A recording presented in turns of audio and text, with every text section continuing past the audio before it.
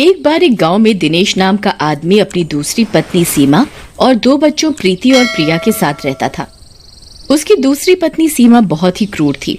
वो प्रीति और प्रिया को अक्सर मारती पीटती और उन्हें खाना भी नहीं देती थी।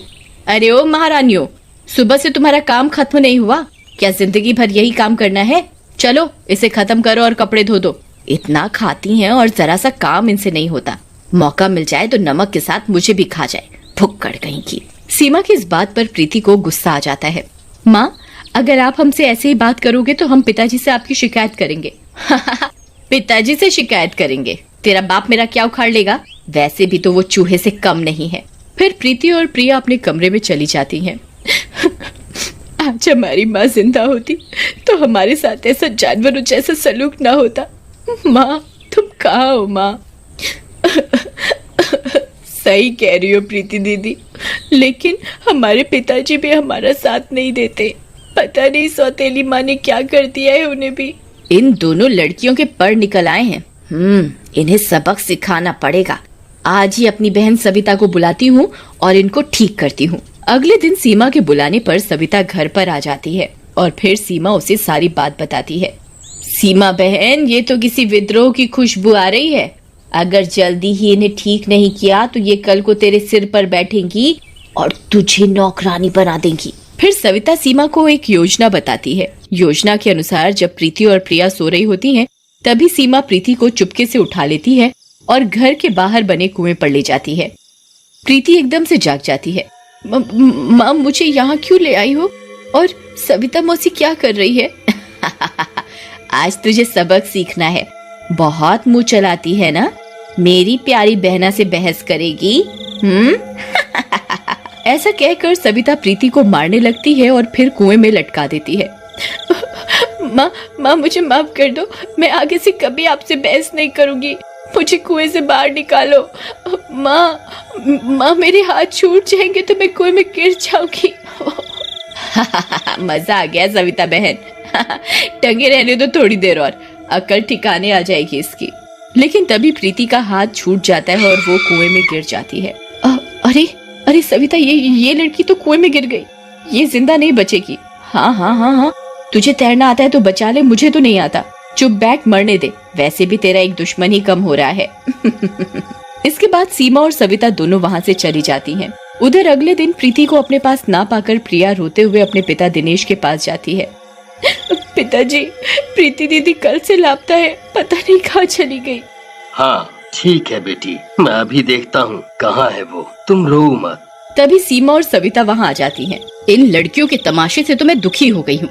जब देखो नया ड्रामा। चलो अपना काम करो, बहानेबाज कहेंगी। उधर रात तक भी प्रीति को अपने पास ना पाकर प्रिया रोने लगती है। दीदी, प्रीति दीदी तुम कहाँ चली गई? पहले माँ चली गई मुझे छोड़कर, फिर आप भी। पहले पापा तो पहले ही नहीं माँ के गुलाम है। आप कहाँ हो प्रीति दीदी? आपके अलावा कोई भी तो नहीं है मेरा यहाँ। जहाँ भी हो आप आ जाओ प्रीति दीदी। तभी प्रीति की आत्मा वहाँ आ जाती है। पानी में गिरने की वजह से वो बहुत ही डरावनी दिख रही होती है। आप कौन है और मेरे कमरे में कैसे आ गई? बहन, तूने मुझे पहचाना नहीं। मैं तेरी बहन प्रीति हूँ। नहीं, आप झूठ बोल रहे हो। मेरी प्रीति बहन तो मुझे कितना प्यार करती है। वो मुझे छोड़कर नहीं जाएगी। आप कोई और हो। नहीं, मैं तेरी प्यारी बहन प्रीति ही हूँ। इन दुष्टों ने उस रात मुझे मार डाला। फिर चुड़ैल प्रिया को रात वाली सारी बात बताती है, जिसे सुनकर, दीदी, इन दुष्टों ने आपके साथ अच्छा नहीं किया। आप इन्हें मत छोड़ना। बहन मारना हो तो मैं इन्हें एक बार में मार दूं, लेकिन इन्हें इनके किए की सजा इतनी जल्दी नहीं दूंगी। इन्हें मैं भी तड़पाऊंगी फिर मारूंगी। बस तुम मेरी बात ध्यान से सुनो। फिर चुड़ैल प्रिया को सारी योजना समझाती है। अगले दिन सुबह प्रिया घर के काम कर रही होती है, तभी सविता वहाँ आती है। क्या हुआ महारानी? आ जाएगी तेरी बहन। चल घर के काम जल्दी से खत्म कर तो रही हूँ, अब क्या मशीन बन जाऊं? ये सुनकर सविता को गुस्सा आ जाता है और वो प्रिया को मारने के लिए बढ़ती है, लेकिन तभी चुड़ैल आकर उसे अड़ंगी लगा देती है। सविता जोर से नीचे गिर जाती है। अरे मर गई रे, हाय मेरी कमर। मेरे तो कूल्हे टूट गए। ओह, ये किसने टांग मारी मुझे? ये सब तेरी वजह से हुआ है लड़की। तुझे मैं नहीं छोड़ूंगी। तभी सीमा वहाँ आ जाती है। अरे सविता बहन, क्या हुआ? तुम कैसे गिर गई? चलो मेरे साथ अपने कमरे में। फिर सीमा सविता को उसके कमरे में लेकर जाती है। उधर रात में प्रिया चुड़ैल से बातें करती है। दीदी, क्या सबक सिखाया आपने इस दुष्ट को, मजा आ गया। तुझे ऐसे देखकर मुझे कितनी खुशी मिलती है बहन, मैं तुझे बता नहीं सकती। लेकिन तुम्हें अब मजबूत होना होगा, क्योंकि एक न एक दिन तो मुझे तुम्हें छोड़कर जाना ही होगा। नहीं नहीं, मैं तुम्हें कहीं नहीं जाने दूंगी बहन। पहले माँ भी चली गई और अब तुम। नहीं नहीं। ऐसा कहकर प्रिया चुड़ैल से लिपट जाती है और सो जाती है। अगले दिन सुबह सीमा प्रिया को अपने पास बुलाती है। सच सच बता प्रिया, सविता नीचे कैसे गिरी? क्या चल रहा है इस घर में? कल रात को तेरे कमरे से आवाजें आ रही थी, सच बोल, किससे बातें कर रही थी? लेकिन प्रिया उसे कुछ नहीं बताती है और वहां से चली जाती है। उसी रात चुड़ैल सविता के कमरे में आती है और उसके टूटे हुए पैर को पकड़ लेती है। क्या हुआ सविता मौसी? बहुत दर्द हो रहा है। हाँ, दर्द तो हो रहा है, लेकिन तुम हो कौन और मुझे ऐसे क्यों पकड़ रखा है? क्या मौसी, मुझे नहीं पहचाना? मैं आपकी बेटी प्रीति हूँ। नहीं, तुम जिंदा कैसे हो गई? नहीं नहीं नहीं, नहीं, तुम झूठ बोल रही हो। हम चुड़ैल हैं मौसी, इंसान नहीं जो झूठ बोले। चलो, वैसे भी आपका इस दुनिया में टाइम खत्म हो गया है। ऐसा कहकर चुड़ैल सविता को उठा लेती है और ले जाकर उसी कुएं में डाल देती है। तैरना न आने की वजह से सविता की मौत हो जाती है। वहीं अगले दिन सविता को घर पर ना पाकर सीमा गुस्से से आग बबूला हो जाती है। सच सच बोल प्रिया, मेरी बहन कहाँ है? तुझे पता है मेरी बहन कहाँ गई? सच बता, नहीं तो मैं तुझे जिंदा नहीं छोड़ूंगी। बता।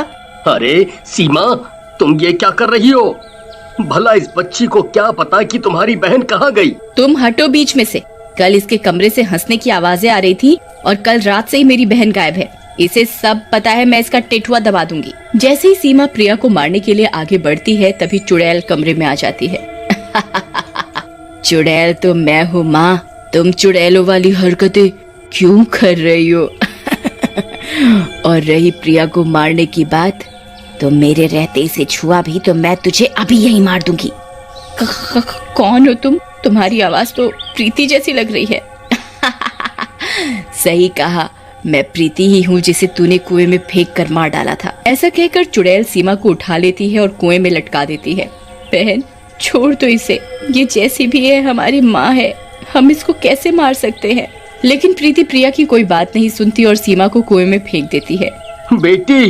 बेटी मुझे माफ कर दो, मैं अब से प्रिया का पूरा ख्याल रखूंगा। तभी प्रीति वहाँ से मुक्त होकर चली जाती है।